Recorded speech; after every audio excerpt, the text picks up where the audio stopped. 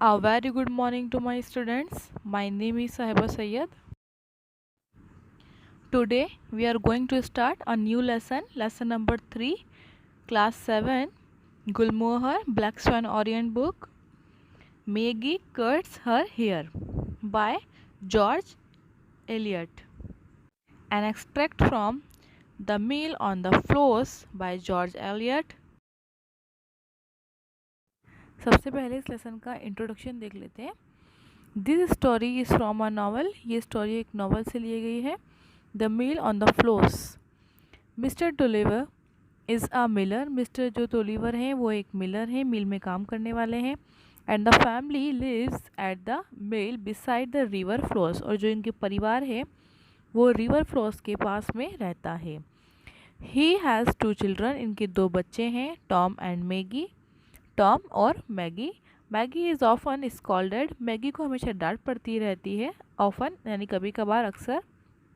Because क्योंकि her here is untidy. उसके जो बाल हैं वो अनटाइडी हैं, वो अच्छे से उनको सेट करके बनाकर नहीं रखती होगी, that's Y.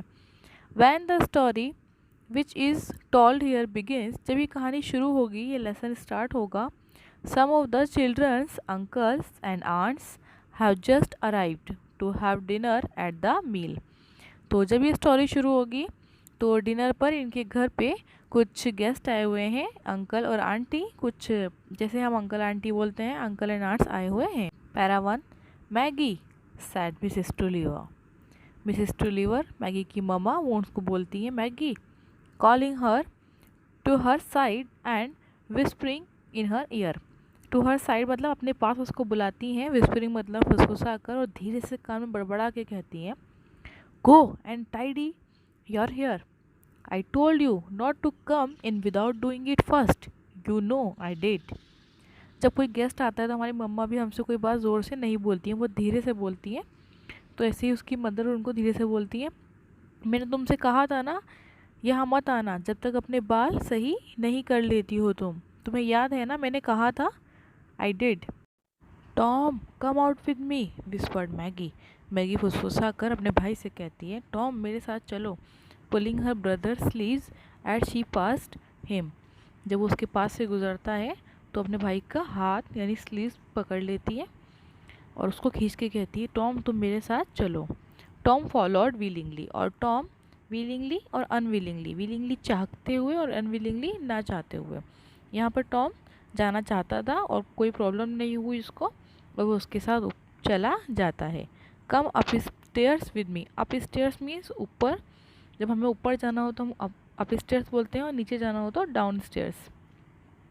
Come up stairs with me, चलो मेरे साथ ऊपर चलो। Tom she whispered when they were outside the door. और जब वो लोग दरवाजे के बाहर खड़े होते हैं, there is something I want to do before. कुछ है जो मुझे बिफोर डिनर, डिनर से पहले करना है। तो मैगी यहाँ बोलती है अपने भाई से, मेरे साथ ऊपर चलो, अभी एक काम करना है मुझे before dinner. There is no time to play at anything before dinner said Tom. Tom कहता है, अरे ये कोई टाइम है क्या, अभी कोई टाइम नहीं है खेलने का हमारे पास, डिनर से पहले कुछ समय ही नहीं है खेलने का। Who was not interested now in any thing but his dinner. Tom ऐसा क्यों कहता है, क्योंकि टॉम जो है मे बी इस स्टोरी के अकॉर्डिंग वो थोड़ा फूडी है, खाने का शौकीन है, तो उसका ध्यान सिर्फ खाने पर है, तो उसका मन कहीं नहीं लग रहा, सिर्फ डिनर पे है फुल कंसंट्रेशन उसका। ओ यस, हाँ है, there is time for this. हाँ है टाइम करने के लिए, डू कम, चलो अंदर आओ। टॉम, तो मैगी कहती है उससे, हाँ बिल्कुल टाइम है, मुझे करना है, टॉम चलो। Tom followed Maggi. Tom Maggie को फॉलो करता है, उसके पीछे पीछे जाता है अप स्टेयर्स, ऊपर की ओर। इनटू हर मदर्स रूम, वो अपनी मम्मी के रूम में जाते हैं दोनों। एंड सा, और देखता है, her go at once to a drawer. Go at once, at once का मतलब होता है सीधे, डायरेक्ट, बिना सोचे समझे डायरेक्टली कुछ एक्शन करना।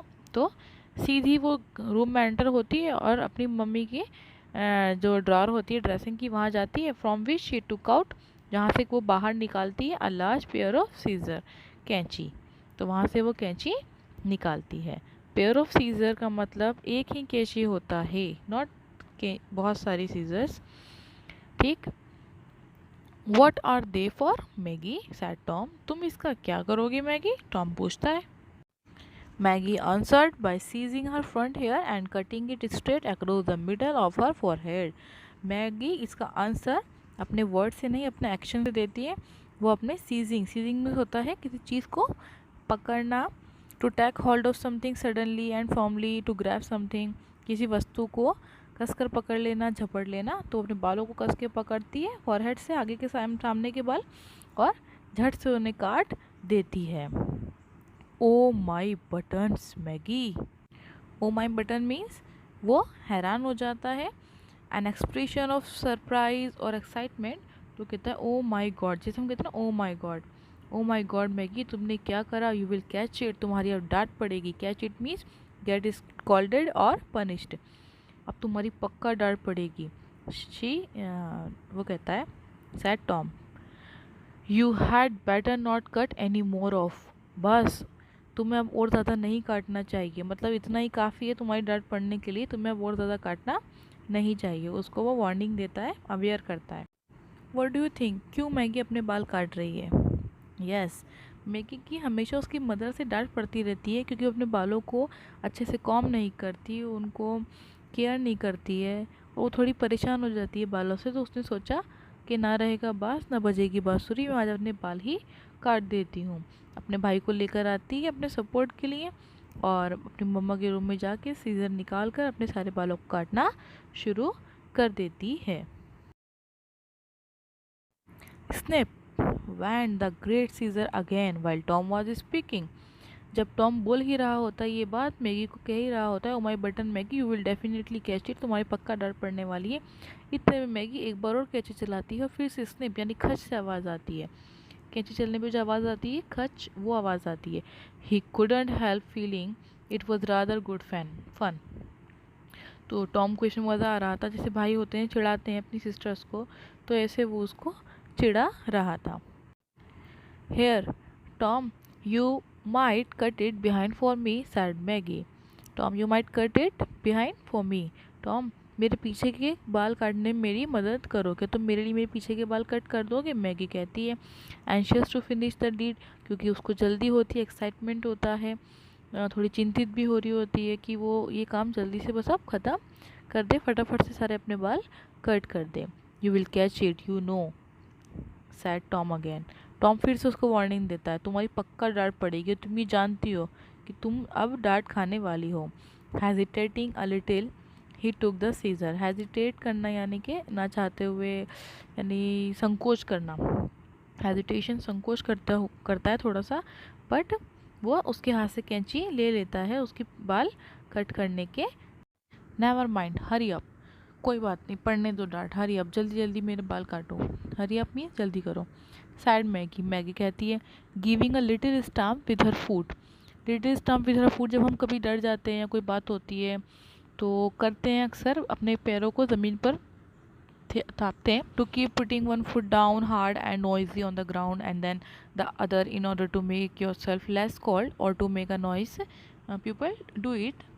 तो अक्सर ऐसा लोग करते हैं। Her cheeks were quite red, और उसके गाल जो थे वो लाल पड़ गए थे, पैरों को वो ऐसे थपथप कर रही थी ज़मीन पर, घबराई हुई थी लेकिन वो दिखा ऐसे रही थी।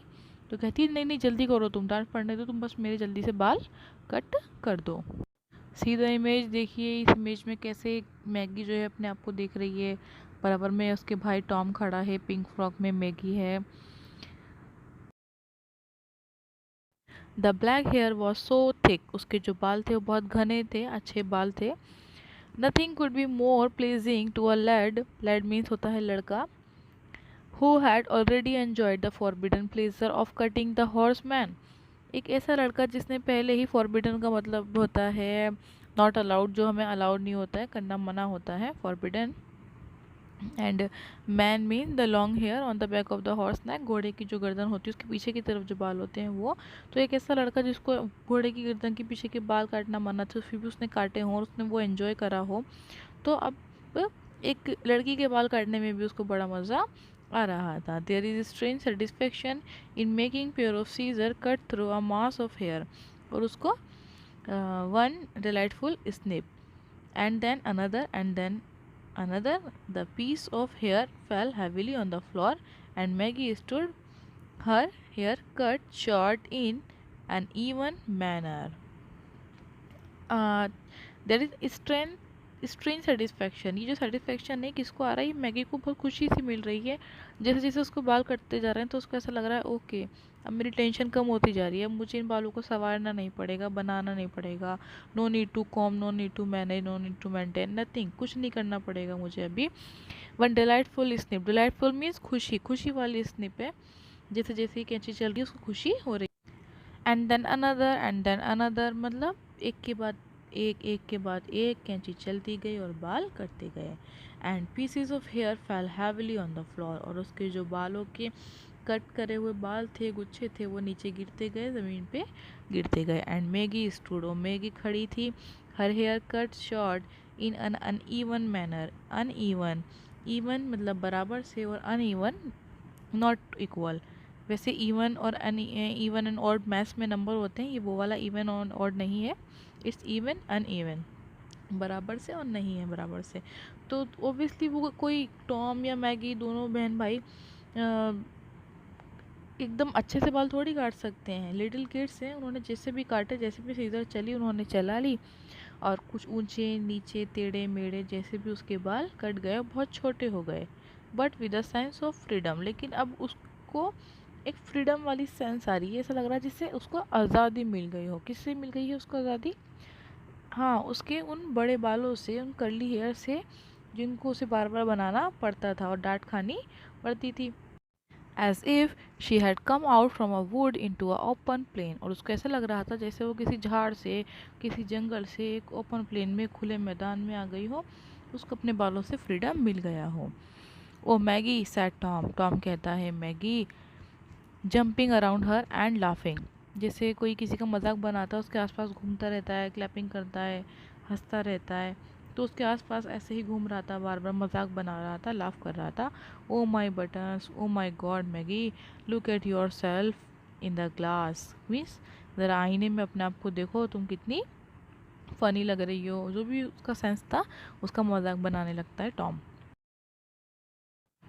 मैगी फेल्ट अन अनएक्सपेक्टेड पेन, अनएक्सपेक्टेड क्यों? क्योंकि उसने ये जो अभी उसको तकलीफ़ हो रही है टॉम का मजाक बनाने से, उसे कुछ रियलाइजेशन होना शुरू हुआ।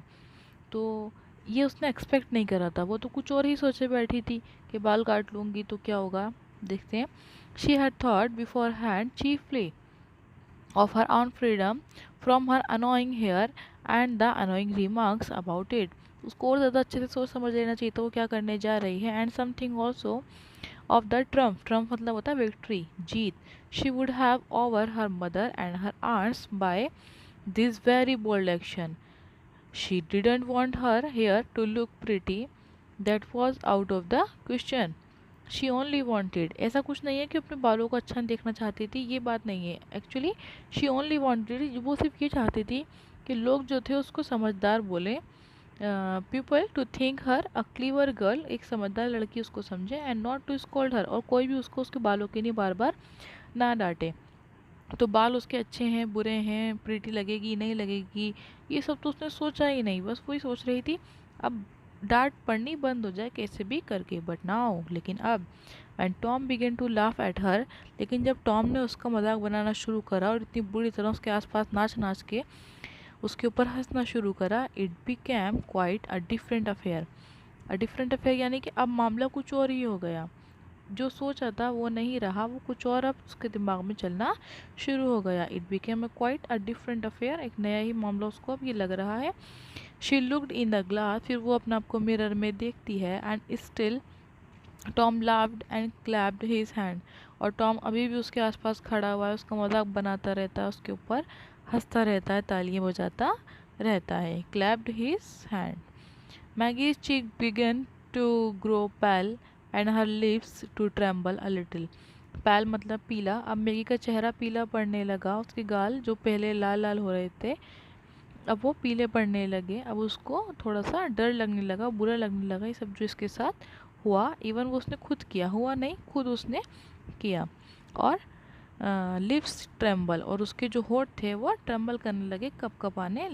ओ Maggie, you will have to go down to dinner directly, said Tom. Oh my.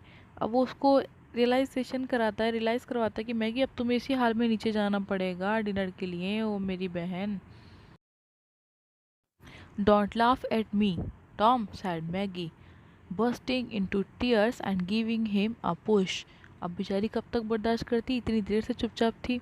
फिर फाइनली उसे गुस्सा आता है मैगी गॉट एंग्री। और एंगर होने के बाद मैगी अपने भाई को पुश करती है, हल्का सा धक्का देती है और कहती है मुझ पे मत हंसो, और बहुत ज़ोर ज़ोर से रोने लगती है। बर्स्टिंग इनटू टीयर, आंसुओं से भर जाती है, बहुत बुरी तरह रोने लगती है हिचकियाँ लेकर। Now then speed fire, said Tom. Tom Maggie को स्पिट फायर कहता है। स्पिट फायर का मतलब होता है a person who gets easily angry और एक्साइटेड। तो of course you look funny, बिल्कुल बिल्कुल मैं तुम्हारा मजाक बनाऊंगा, तुम बिल्कुल फनी लग रही हो।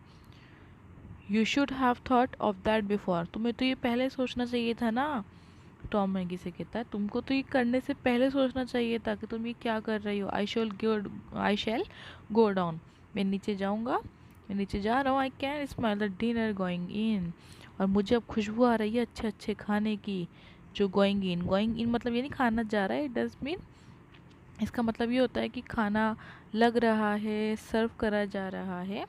तो लोग नीचे डिनर की जो प्रिपरेशन चल रही है उसकी वजह से जो स्मेल आ रही है वो अच्छी अच्छी, तो उसके लिए कहता है I can smell the dinner going in.